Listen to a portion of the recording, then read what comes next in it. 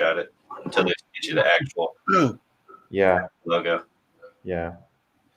Just trying to remember what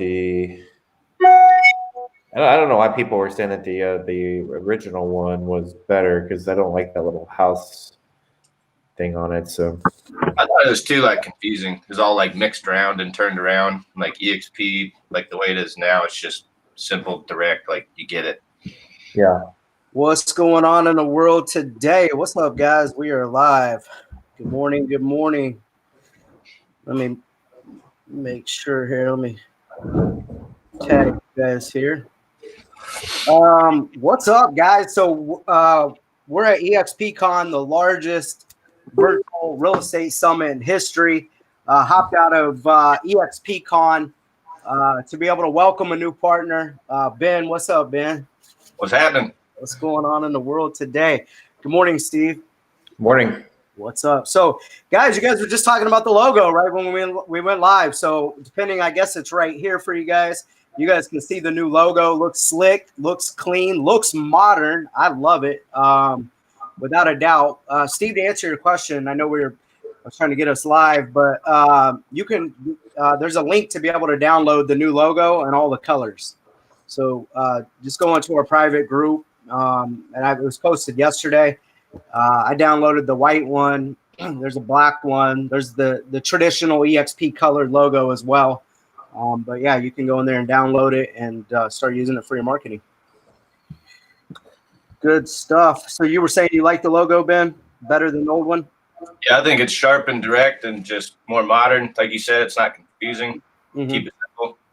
All that aligns with what I'm about. So I really like that simplicity of it all. I like it. Yeah, EXP, I mean, it is a single agent owned brokerage, right? So I like how they went and allowed all the agents to submit designs they created or anything like that. They looked at logos from agencies, from agents, all that stuff. So I like that they didn't make it too bulkier or beef it up to compete with our brands, because I know you have a good brand called, Hometown Hero, right? Team Home Hero. Or team. What is it? Sorry. Home Hero. Okay, cool. And Steve's got ICT Cool, Urban ICT Cool. Urban Cool ICT. Yeah. I like it. All right, guys. Looks like we're rocking. Mark Benefield said, "What's up, boys?" What's up, Mark? What's up, Mark? So, Ben, you're a veteran in the game. You've been around for a little bit. You know what I'm doing, yeah. I mean, 5 years, I guess you can call that a veteran. I guess I'm been around enough to know what I'm doing, but not long enough that I'm stuck in my old ways of how this thing used to be done. So, best of both worlds. I like it. So, you're just getting live with EXP in the last, week, 2 weeks, couple weeks, whatever it's been? Yeah, couple weeks. So, still sorting through all the systems and everything, but I'm definitely liking it a lot more than where I was at. Just seems like a lot of the systems and the processes are more set up for just modern teams and how things are ran, digitally and collaboratively, and a lot more streamlining of getting things done quicker, which anymore is what people want. So it allows me to service my clients better so I can focus on them instead of all this back end just processes that took too long and were ultimately a time suck, so that I can get out there and help more people. I like it, man. Service first, right? So both of you guys came from ERA. Steve, how long have you been rocking with EXP now? I just hit my 1 year, like in end of October. So, man, you have an amazing story. We're definitely going to get to Ben first, and then we'll kind of wrap up with you. You sponsored Ben here. We're all actually in the same area here in Wichita, Kansas. Ben, I've known you for a little bit. A lot of people have been fascinated with Steve's journey. Real quiet, humble guy, but I've tried to highlight his journey over this last year. How many homes did you close last year, Steve? My first year with EXP, or you talking about before I joined EXP? Yeah, because I made it part of the post. So yeah, okay, yeah. Previous to EXP, I was like 29 a year, around there. All right, so I put 22. I apologize. It's pretty close. 22 is not bad. It's hard to really tell. So when you go from low 20s to high 20s to right you're going to end your year right at what, at 100 closings, right around there. Close to 100, yeah. Pretty That's- close. We're at 80 right now, so. That's phenomenal growth. So congratulations with that. I had another guy, if he's watching, what's up, Taylor? So he flew in to be able to catch up, shadow us, see what we had going on, looking at getting a potential deal done. He's right around, mid 20s units closed or whatever. And he was like, I want to be like Steve. I want to go from mid 20 closings to 100 in 1 year. So it's a pretty phenomenal story. We'll kind of get into a few of the things that you did to really have that type of explosive growth. I like what Ben said the last time that him and I met when I got back from Chicago running a strategic growth acceleration event. I know you guys have been friends for a while. Ben was like, I had to let Steve be the guinea pig to see if it would work, right? Or if he would grow. So I appreciate you being the guinea pig, Steve, and coming in and blowing it up, because now in turn we're going to be able to impact Ben's life and his modern team that he's going to be able to build. So Ben, tell us a little bit about yourself, man. How'd you get into real estate? Maybe what were you doing previously before you got into real estate? How long have you been into real estate? What's the makeup of your team look like, or whatever you have going on? Help us understand a little bit about you. So I've been in construction for 8 years. That's how I got started as an entrepreneur. I started flipping houses 6 years ago, got my license 5 years ago, started selling my own houses.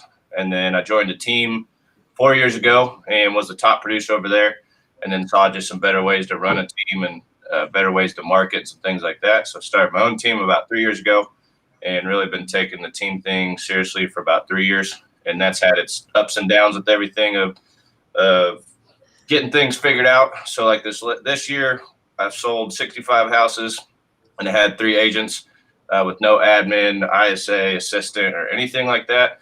And one of the biggest changes I've had recently is I'm in a little bit of a rebuild to build the foundation right, because it kind of fell apart a little bit this year. Otherwise, it would have been higher than 65. Right. And it made me just completely rethink everything I was doing, from the brokerage level to the team structure to everything else, to build things a little more modernly instead of traditionally as teams have been found. And so this year we did 65, which is still pretty good, but it's definitely not what I was satisfied with as far as having an environment that helped me get to 100 plus and eventually to 200, which is my goal. So I got a goal for next year of 120. I want to get really to 200, but I got to get the right people in place to get there. Right. That, and a big piece of that is coming into a brokerage that really helps me scale to that level and have the processes and everything in there from a time benefit to get things done better and faster and expand my influence that I can have with people and ultimately better service the agents. Because I think what Steve and I agree on and collaborate on a lot is more of like an efficiency model than like, hey, let's just throw 20 agents in there. We're more like, let's have 3 to 5 really good agents and we'll outsell all these other teams from an efficiency standpoint. And that ultimately benefits everybody, including the agent that's on the team, to better do it that way. And yeah, it seems like that's more about what EXP is about, is not just producing big numbers and low margins. It's big numbers with big profits for everybody involved, like the agent included.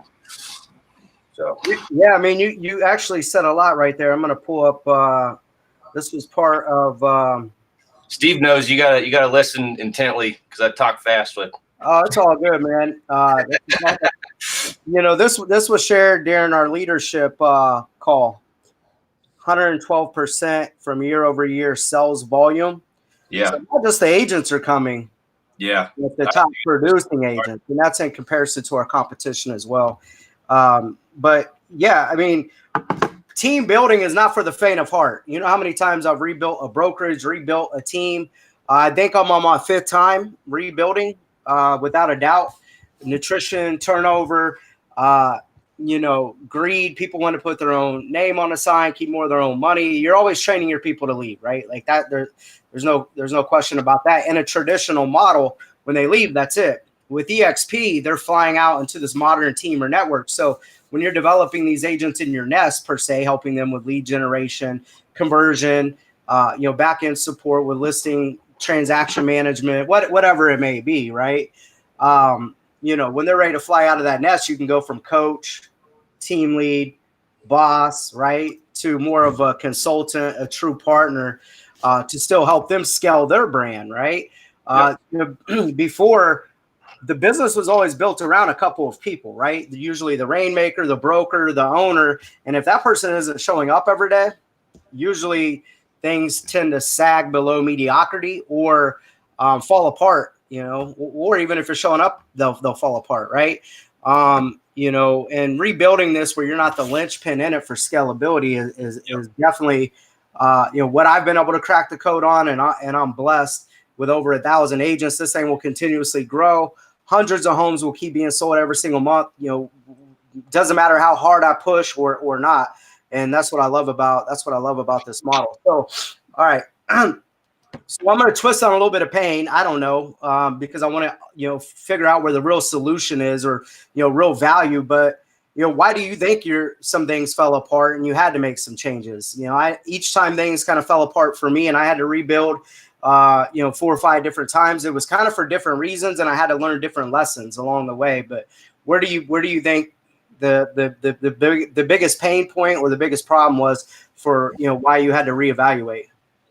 I think a lot of it fell back on me from a leadership standpoint. I've been doing, like, when all that happened, I did a lot of soul searching and figuring out, yes, all these things happened, but what did I do wrong, or what could I have done differently? And there's this one chart I was reading with like the top 10 characteristics of leadership, and I kept checking them off, being like, yep, got that one, but I didn't get the very first one right, which is hiring and recruiting the right people in the right place. You could have all the leadership skills in the world, but if you don't have the right people in the right place, right people supporting you and encourage you in the environment, like, it doesn't matter how much talent you have if you don't have the structure and the ecosystem to really get you there to where you got to go beyond your natural ability, talent. So I had to rebuild the foundation right.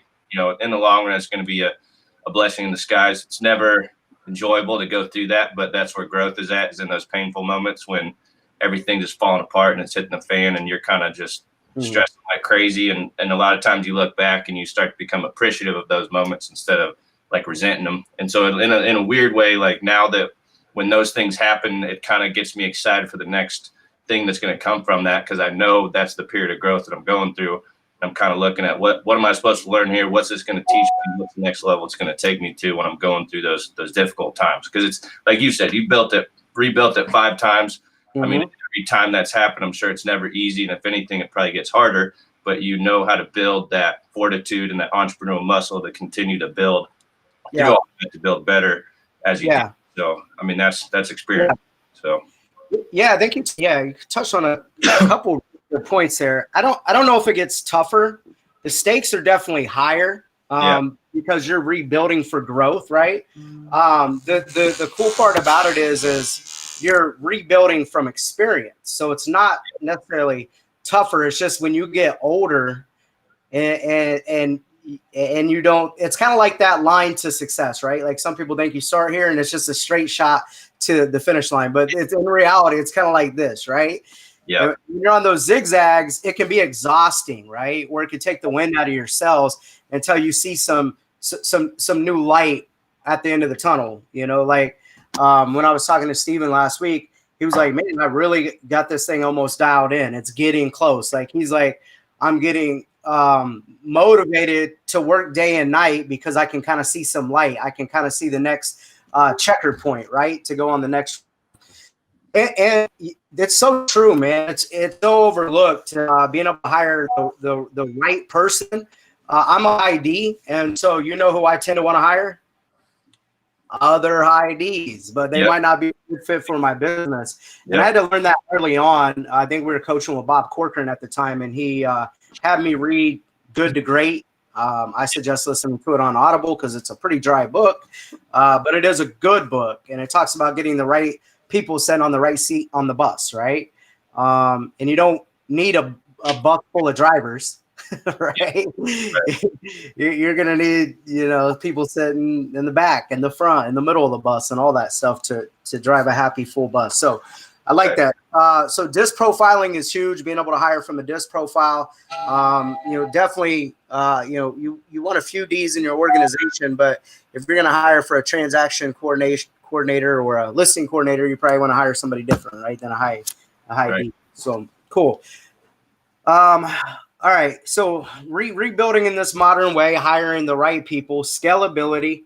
Um, what I always say this: people join for different reasons. I know why I joined. I'm always interested. Some people are here because of the cloud technology. We're running the biggest virtual summit in real estate history in EXPCon right now. We also ran our shareholders event out of there about 6 months ago. Supported by 500 staff members, open 12 hours a day, specialized departments. It's amazing. That's how I'm able to run an international sales team right now. I couldn't do it without the cloud. Other people are joining because, the collaboration, you and Steve get to work together, right? And the network he's, pulling you into. Other people are joining because of the equity piece with EXPI and that long-term exit strategy to be able to build up some ownership in EXP by just doing your job. Other people are here to save on the tech, lead generation, different things like that, where EXPs came in and bought them in bulks for economies of scale to help drive down the cost for agents. Other people are here because of the business solution tools and the collaboration within the revenue share. Anyways, I could have missed something, but what was it that really, had you say, this is it, I'm going to make the move? I know I've met with you a handful of times, over a year, couple year process since I've been here. EXP, I know we've hung out, all of us have just hung out and, talked about it off and on, but what was it? And then when did that defining moment happen? Were you laying in bed? Were you eating breakfast? What was it where it clicked and you're like, I got it and I'm doing it? Steve and I have been collaborating for, I don't know how long, probably since I started the team and maybe even longer than that. And, I'd definitely say that that's a special, unique connection that you have two team leader real estate entrepreneurs who actually collaborate and share like everything that they're doing together. I think that's pretty uncommon in real estate. Most of the time people just hide what they're doing or won't fully disclose everything they're doing. And he and I have a pretty good connection where we talk a lot about what we're both doing. So I really appreciate that relationship that we have, especially not just when it comes down to like, hey, what's this new thing that's working best, but also just he and I both get like the struggle, the pain, the conflict you got to go through building this damn thing that a lot of times you can feel like you're on an island by yourself running this thing though. So just to have like the support of someone else who gets what you're trying to do, what you're going through, the problems you're having is a huge benefit to have, that person locally that's in the same market with you, but we don't feel like we're competing against each other. We're collaborating to get better at this. And I've seen that with not only Steven, but just with the EXP culture it's more set up that it's everybody's genuinely helping each other to get there, not just like saying that by lip service. It's a true like sharing of everything you have. And that's kind of how I naturally am. Like I like to just share and promote and give people like everything because I know how hard it is to do this. Because I'm like, even if I gave you a playbook and told you exactly everything to do, I still know it's hard as hell to do it. And you're going to need support and encouragement, like mentally and emotionally to get there. Right. That group of people that can help you get there, I think is the biggest difference here locally in Wichita. If you really want to make it, is having a true group of people that support you and show you like, here's exactly like what we're doing and what needs to be done if you really want to be successful with that. I think the defining moment when I really knew it was time to switch over with everything. And, I kind of already told you the guinea pig concept. I like to let Steve go first and see how things go and then pick it up once it's working. It works really well. I mean, and there's things that I do that too, like that I've done and told him about. And then I was like, hey, that didn't work. That sucked. Don't do that. And then same thing, like where it is working. And so we kind of both have a trial and error department that we collaborate on. But I think the defining moment is when my team did fall apart and I had 3 good agents that I kind of brought on, got them going, got them taught, got them everything they needed to know. And then they just up and left. And I was just left hanging high and dry, got nothing for that. And the brokerage didn't give me anything for it, support me really through it. And it's basically like my whole business just walked out the door with no incentive tied to it for everything that I just built. And that's when I kind of realized like, this is crap. Like I need to figure out a better way to do it. And I think that was June that happened, but I was being strategic about it all. Had some outstanding transaction with some of those agents, and then also just some other transactions in the pipeline that I didn't want to switch right away because no matter what anybody tells you, it's a pain in the ass to switch a brokerage. Doesn't matter who you're with, although I was pleasantly surprised with EXP how much easier it was to switch this time than it has been on the past. To switch over brokerages, from the state level, and also just the onboarding of EXP and how quick like the whole team was of getting you transitioned over there to where, I mean, it only really put me out like a week, if that, like that I was really like out. Like I was kind of planning for the whole month, but it didn't take that long to switch everything over. And it was a pretty, I wouldn't say painless, but it was a lot easier than what I was used to in the past as far as switching over. So it's, if anybody is ever thinking about switching over, like it's not as painful as a process as it used to be, not just from the state level, but also with EXP switch over. So. Rebranding your business and moving your business is never fun. However, you got to rip that Band-Aid off at some point in time and just do it. I have a few other partners on the fence. I'm reloading with a couple of frontline partners. Obviously, you know, a lot of us or most of us are growing like crazy, you know, and you have to rip it off. So, you know, shout out to corporate. You know, I work on the influencers team. I know this has been a primary focus that we're talking about with the president and the tech team weekly. So that's actually some good news, and I appreciate the feedback. And I know Dave Kennard and the onboarding team would, you know, appreciate to hear that if they hear this. So I love that. And I like that what you talked about. Once these agents flew out of the nest, there was nothing there for you, right? Unless you like owns your own brokerage, or makes you want, you know, makes you kind of, you know, leaves a bad taste in your mouth without a doubt, right?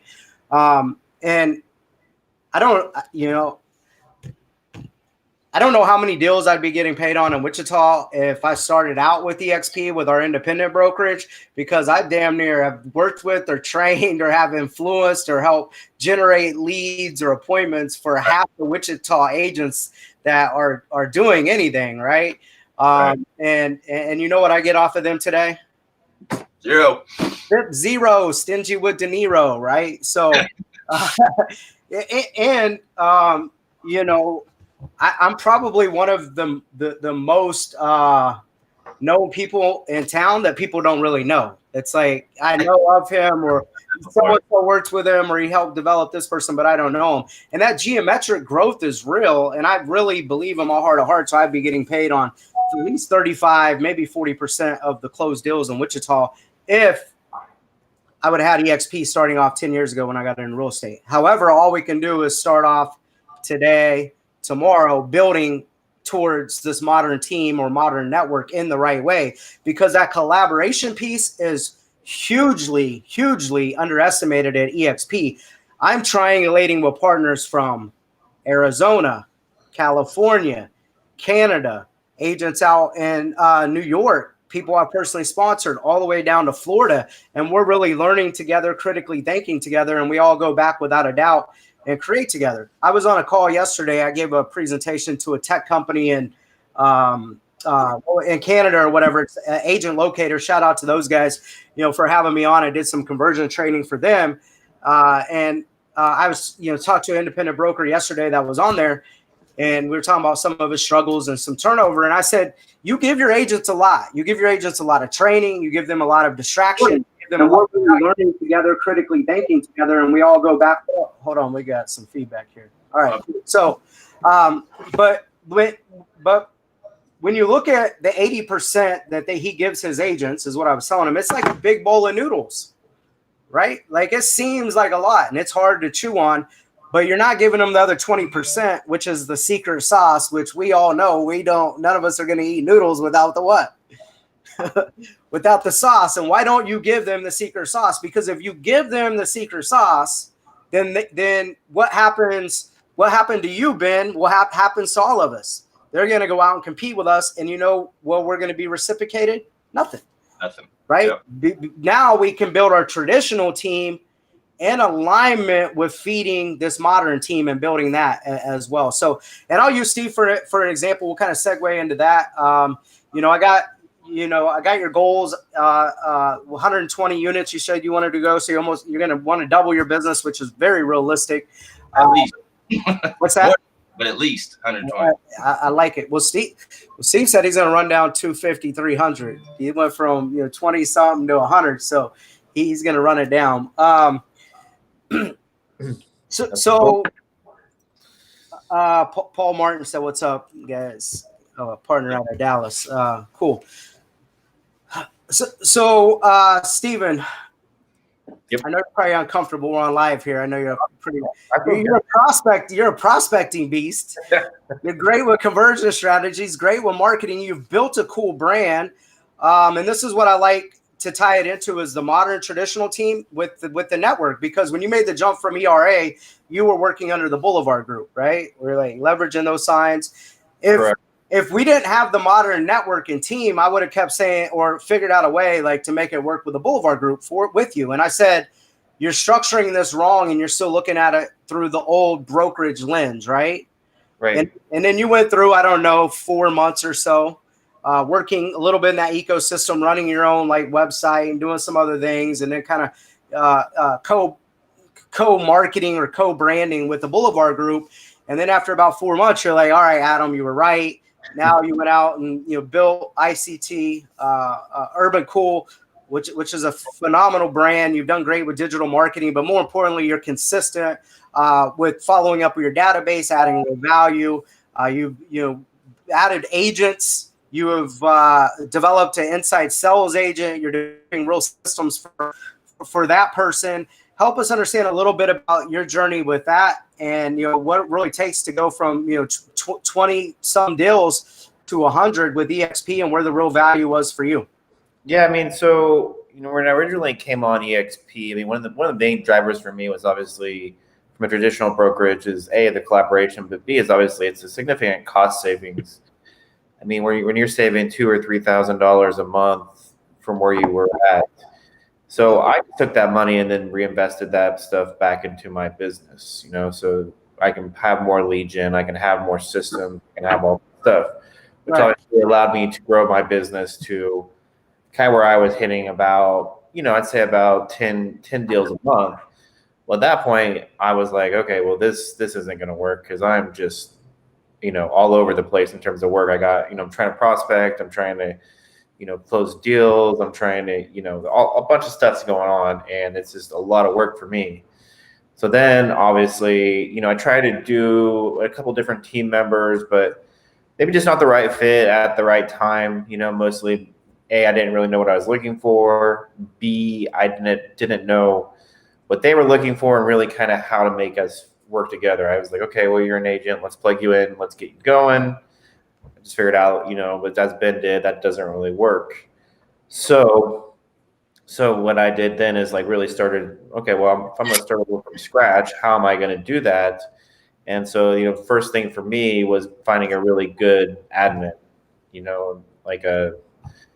because that allowed me to give her some of the marketing, give her some of the transactions. I actually hired a transaction coordinator as well. And that really allowed me to structure myself to where I could start hitting 15 deals a month, which was nice. But then again, I'm still getting to a point where, hey, I've been doing 15 deals, got showings, got listing appointments, still you still have to get involved with the paperwork every once in a while. So I'm like, what then can take me to that next level?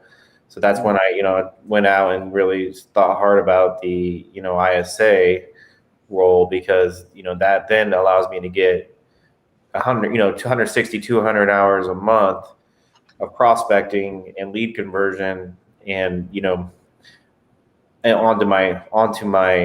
into my business. I mean, I did go out and swing hard and high for that, but it paid dividends. It's been paying dividends where now we're hitting that 25-30 mark pretty consistently on the pending. So then obviously bringing on with that system set up with the admin, the TC, the ISA, then bringing on agents into that ecosystem where they can just really focus on appointments, follow up with appointments and transactions. So now, new agents are coming in, getting 5 or 6 deals a month right off the bat, which is great. Awesome. Yeah, so I like that. When you started stepping out and building your own brand, I mean, I maybe would hear from you every 4 to 6 weeks, and you always had progress. That's what I liked, right? Like execution is worshipped in this game, right? Like there's a lot of talkers, you can get up and trade time for money and go open and close a door, upload a listing in the MLS, but thinking, how do you put these two pieces of technology together? Who's going to run them? How do you run them? Right? Like, and think through that stuff. Most people won't sit down and figure that out. So I tip my hat to you. You know, you're quietly building a very powerful machine over there. I've told a lot of people you're really like, I believe that you and Ben and what you guys got going on are really going to be like the next Adam, like in this market, in terms of being able to kick out qualified appointments, deliver value to the agents, drive sales at a high number per agent. I can remember at one year stats came out and we averaged 40 closings per agent on our team or with our brokerage. That was unheard of nationally at that time. So I really think you guys' line of thinking, not trying to scale the traditional model through numbers and allow that to happen inside like the modern network. I think you guys are onto something with that. But more importantly, you got to ask questions. I talk about this at our strategic growth acceleration event. EXP isn't going to make any one of us successful. We know that, right? It's the people that you're working with and have been there and done that and can like say, this is what you need next. So you would hit me up and say, this is what I've done out on the last month, 6 weeks, whatever. Here's my results. What's next? And I would give you like, here's what we did, or here's what I've suggested to a couple other teams that have kind of, you know, grew past, you know, where you're trying to get, and they're just coming out of those growth stages. And then you would go study that topic and you would vet out all the different scenarios, whether it was other tech companies to zap into your tech, or is it time to make that hire with the ISA, and who is that person, right? What's their roles, responsibilities, and all that stuff. And so you went back and put the right puzzle piece in and figured it out. So I appreciate working with people like that. So congratulations to you, man. And then, you know, what got you to 100 is going to be a whole nother set of skill sets and bolts and screws that you're going to have to put onto this engine and this machine to get to whatever your goal is, which is what? 250. 250. And I think that's a good goal. However, once you get over 100, 150, it's easier to scale to 300. You know, that 250 to 300, things have to change to get to 500. So I think you're really, really close and only a few key hires away to be able to hit that target without a doubt. Good stuff. So what else? You know, you've talked about a couple of things that got you there. I think you're missing one key thing. I think it was consistency. I mean, I know I'm coming off the hard 70. I'm not coming off of it. I'm on my second cycle. I'm not on the full program and full disclosure, so don't hold me accountable. But That's work. Right. But super focused, right? I'm not drinking right now. I went through the motion in the summertime. I worked my ass off last summer. You know, we went from 500 to 1,000 agents. I enjoyed my boat. I enjoyed like the last summer with my son before he started kindergarten. Now I'm making this huge run to Cabo to our mastermind in February. But even when I spoke with you, what was it? When the guy flew in to speak with us last week, you're like, man, like I haven't done anything in 6 months. I'm just so focused on working on this machine right now. But you're like, feel good. And you're like, I'm consistent. You're like, I'm eating the frog in the morning. I'm getting the hard stuff done in the morning is what you said, right?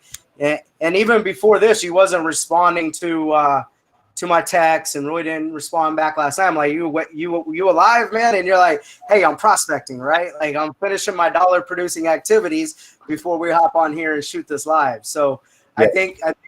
I think that what most people underestimate is what Ben said. The leadership role is huge, but then consistency with the leadership is what matters. I know that our network responds better when I'm showing up working every day. When I'm at the lake or not being consistent 100% with the network, or I'm just not pushing my vibes out to the network, it seems to move at a different pace and a different speed, even though we have a lot of great leaders and stuff like that. So congratulations with being consistent and then up in your leadership, you know, and staying healthy while you put this machine together. Because I feel like this is what I'm doing is I told you the financial number that I'm shooting for, but I'm right there at the verge to do something really great. So why squander it by distractions or partying or whatever? Because it's in my reach. I see the tunnel, right? So anyways, I just want to say I'm proud of you for that, man, and good job. Like you've done an amazing job with what you got.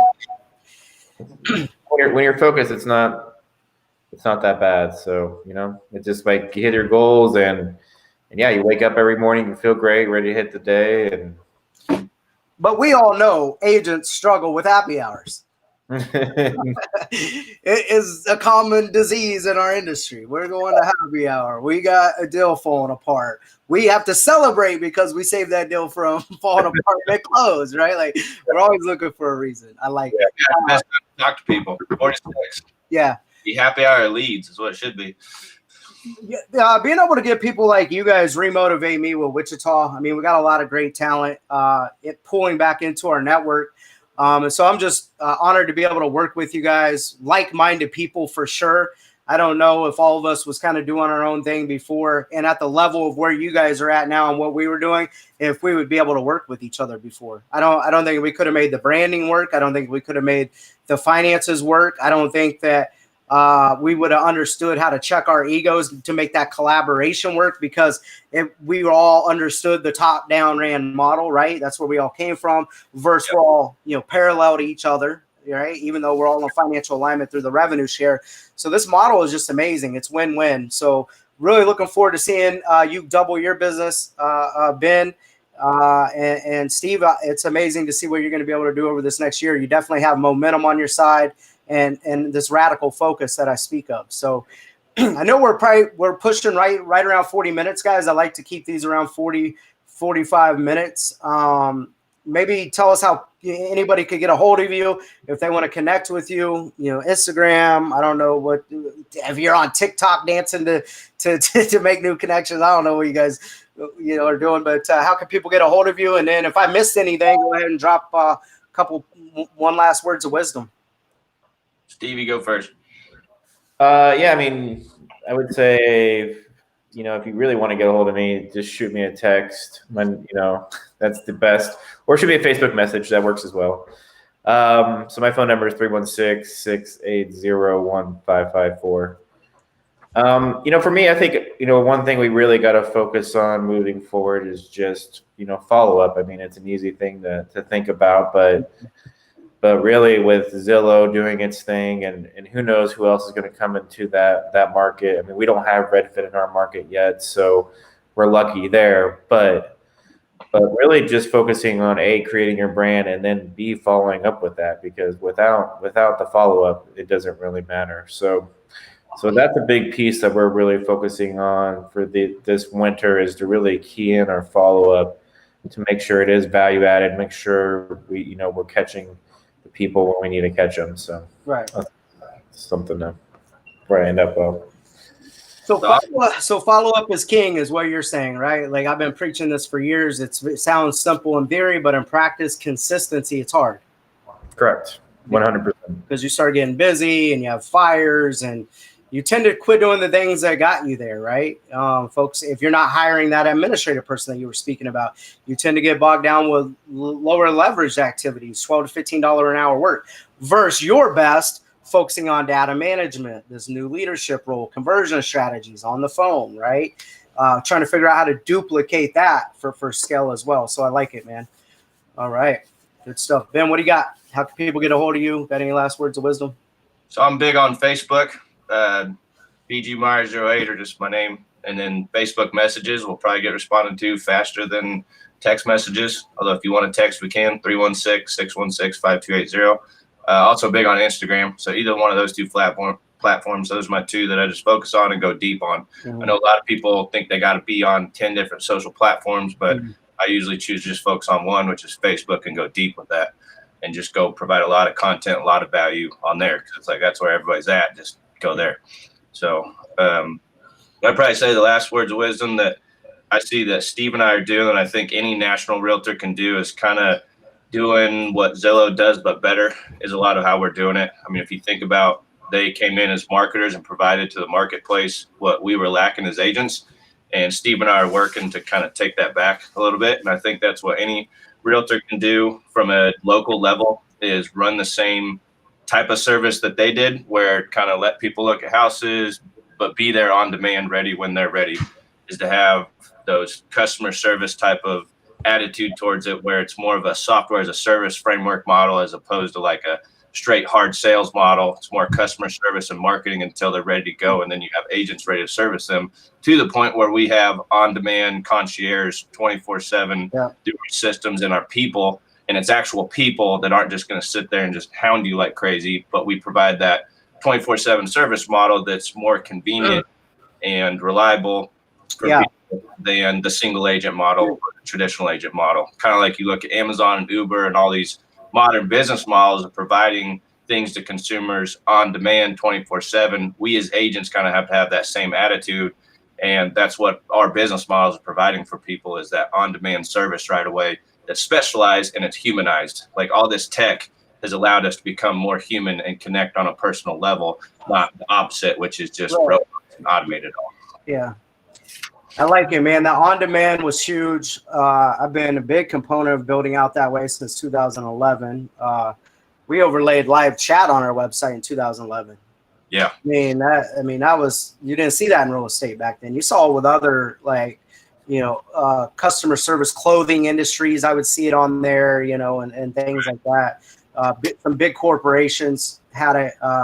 So to be able to give information in real live time from an expert or a licensed agent without asking them for anything in return, to be able to build what? Build trust with your brand, credibility, reliability, consistency is huge. And to be able to come from that trusted advisor role versus commission breath, I mean, it's huge. So, I think it goes along with any service-based industry, whether we're selling roofs or an HVAC tech, we're in the restaurant industry. I don't really care what it is. We're business owner, entrepreneurs that just happen to be in real estate. That's the attitude you really got to take to it, because it benefits not only the people involved, but ultimately the consumer more than everything. And something else I want to touch on just to wrap up here, guys.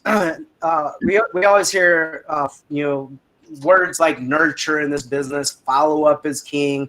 But what does all that stuff mean, right? And the data allows you to do that accordingly to make it optimized to them, right? So like you're not just randomly following up with somebody to randomly follow up with them, right? Right.